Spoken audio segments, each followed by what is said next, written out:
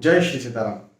शमशान के बारे में कुछ तथ्य आपको नहीं पता होंगे, वो मैं आपको बता रहा हूं, जिससे आप अपने जीवन में होने वाली बुरी घटनाओं को रोक सकते हैं, कहीं गलतियों को रोक सकते हैं।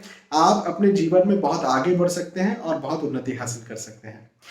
देखिए, शमशान में जब भी आप दाह संस्कार करते या करवाते हैं और उसमें सम्मिलित होते हैं, और जब आप वापस आ रहे होते हैं, तो शमशान की जो बाउंड्री होती है, इसके बाहर जब आप एक बार कदम रख देते हैं, तो फिर आपको पीछे मुड़कर नहीं देखना चाहिए और सीधे या तो उस व्यक्ति के घर जाना चाहिए जिसका जिसका देहांत हो चुका है, या फिर सीधे अपने घर जाना चाहिए। और सीधे अपने घर जा करके आपको सीधे नहाना चाहिए। घर जाना मतलब एकदम एग्जैक्ट एंट्री नहीं कर लेना चाहिए घर के अंदर, आपको बाहर ही दहलीज के बाहर ही मैं तो कहूंगा कि नहाना चाहिए।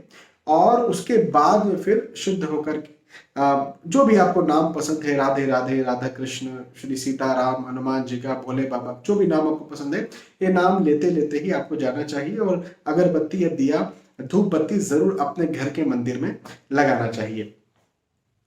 एक बात तो ये। दूसरी बात ये कि शमशान में जब भी आप जाते हैं तो वहां या तो भोले बाबा, श्री महादेव जी का मंदिर होता है, और या फिर भैरवनाथ या भैरव बाबा का मंदिर होता है। देखिए, भोले बाबा तो हर जगह विद्यमान है, लेकिन भैरवनाथ या भैरव बाबा जो होते हैं, या काल भैरव जो होते हैं, ये कहीं कहीं जगहों पर सिद्ध होते हैं। हाँ, और जब कहीं कहीं जगहों पर ये सिद्ध होते हैं, ये जागृत होते हैं, तो इनके दर्शन वहां पर जरूर करना चाहिए। उस परिस्थिति में, उस स्थिति में, यदि आपके पास यदि वहां पर कहीं आपके पास ऐसी व्यवस्था है कि आपको लोटा मिल जाए और वहां पर जल हो, क्योंकि शमशान में जल तो होता है, या कुआं होगा, हैंडपंप होगा, या फिर कुछ भी नगर निगम का जल होगा, तो उस जल को उस लोटे में भरकर या डिस्पोजल में भर करके जरूर वहां पर रख करके आपको आना चाहिए। यदि आपके पास धूप बत्ती हो, या आपको पहले से पता है, तो धूप बत्ती खरीद करके ले जा करके उस वक्त जब किसी का दाह संस्कार हो रहा है, तो इधर भैरव बाबा को भी धूप बत्ती लगाना चाहिए। यदि हो सके तो जलेबी का भोग भी लगाना चाहिए। ऐसी मान्यता है कि जागृत भैरव को यदि आप ऐसा करते हैं, तो वो इस वक्त जब जब आप किसी का दाह संस्कार करवा रहे हैं, तब यदि आप ये करते हैं, तो वो आप पर प्रसन्न होते हैं और आपके आने वाले कष्टों को वो हरते हैं। उनसे उस आत्मा जो जिसका देहांत हो गया है, उसके भी उसकी मोक्ष के लिए उनसे प्रार्थना करना चाहिए, और निश्चित तौर पर वो आत्मा को भी शांति मिलती है और आपके जीवन में भी बहुत उन्नति आपको देखने को मिलती है। तो वहां के भैरव बाबा के दर्शन किए बिना उस स्थिति में बिल्कुल भी ना आए। इस बात को आप जरूर ध्यान रखें। एक और बात जो मैं अपने कई वीडियोस में बता भी चुका हूं कि आपके कोई शत्रु हैं, तो जब भी आप शमशान जाते हैं, तो 1 रुपए का सिक्का, जब आप शमशान से बाहर निकल गए, तो 1 रुपए का सिक्का आप पीछे, मतलब बाउंड्री के अंदर फेंक दें, और फिर बिना पीछे पलटे, बिना मुड़े हुए सीधे घर आ जाए। चाहे आपको कोई आवाज ही क्यों ना लगा रहा हो, आपको उसकी नहीं सुनना है और सीधे आपको घर आ जाना है। यदि आप ऐसा करते हैं, तो इससे आपके शत्रुओं में कमी मिलती है, यहाँ तक कि आपके रुके अटके काम भी पूरे होते हैं, और धन, आय, इनकम, पैसों के दृष्टिकोण से भी आपको लाभ देखने को मिलता है।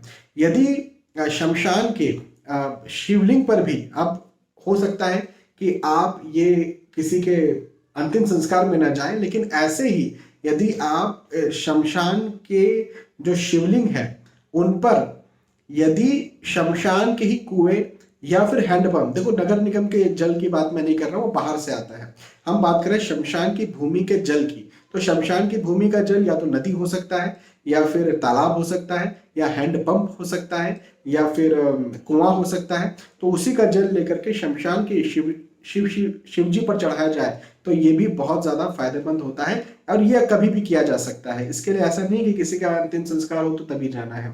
अब आप कहें कि भाई वहां पर शिवलिंग नहीं है शमशान घाट पे, तो कोई बात नहीं, वहां का जल लेकर के, और जहां भी शिव जी हैं, वहां पर यदि आप चढ़ाते हैं और मृत्युंजय मंत्र का जाप करते हैं, तो इससे आप दीर्घायु होते हैं, ऐसी मान्यता है। साथ ही साथ आपका स्वास्थ्य भी अच्छा होता है, आपके शत्रुओं पर विजय होती है, आपके जीवन में आपके धन, आपके पैसे, आपकी पढ़ाई लिखाई, आपकी भौतिक सुख सुविधा में बहुत ज्यादा वृद्धि होती है। तो ये कुछ मैंने आपको तथ्य बताए या कुछ उपाय बताए, जिन्हें यदि आप करते हैं, तो आपके लिए बहुत ज्यादा लाभप्रद, फायदेमंद होंगे।